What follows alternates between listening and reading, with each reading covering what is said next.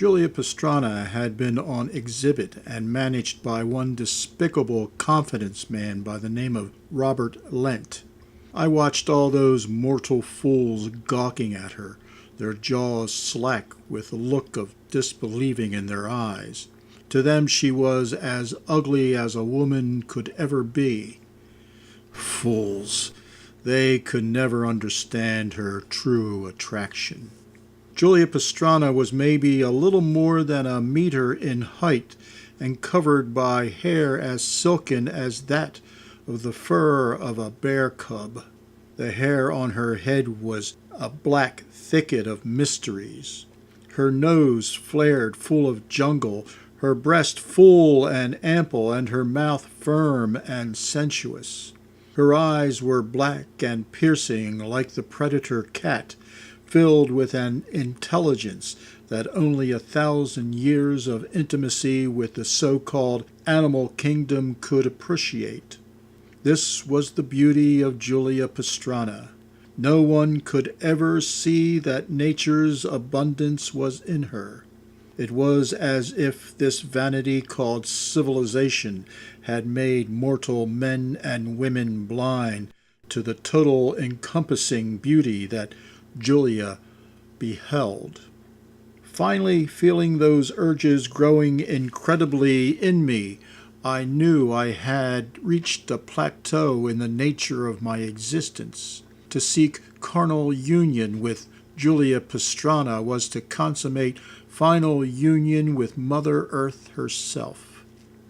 In the night, after she was asleep in her hotel room, I exercised my newest trick and transformed into fog and crept under her door. After I brought the fog together to constitute my figure and substance as Vlad Dracula, I awakened her. Our eyes met.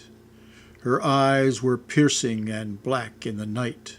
The colors dancing inside her were wild and crazy, like I had never seen before in a mortal human. She was transfixed upon the red glow of my own eyes, as if hypnotized by the eyes of a jaguar. Our minds seemed suddenly one, and we wanted the same wanton things. It was then that I knew from whence she came, from a place Europeans called the Americas, far beyond the sea where the sun set, that I would have to one day go there. As I drew closer, she knew for what I longed. She pulled the bed covers from her. I nearly lurched, but kept the steady pace of my advance. She unbuttoned her gown, which was intricately laced and made of fine satins. Her breasts were covered with wavy silken hair except for the bare spots where her nipples loomed larger than those of most any other woman. She spread her thighs as if to part two panther kittens from their first raw meat. I advanced, slow and steady. Julia lay back against the pillow, like a pup bearing its viscera to an adult. Her glowing colors beneath her skin and hair began to boil violently.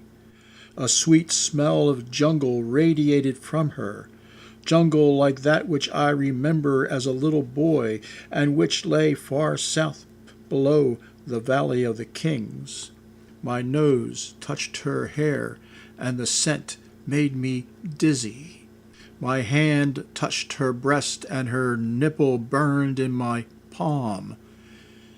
It moved in my trousers as if it had a life of its own as I pressed my body against her. I could feel it, stealthy as a cobra, reaching for her glistening flower of flesh deep in the delicate, tangled nest between her legs. It wasn't mine. It was only attached to me. It was like the serpent in the garden.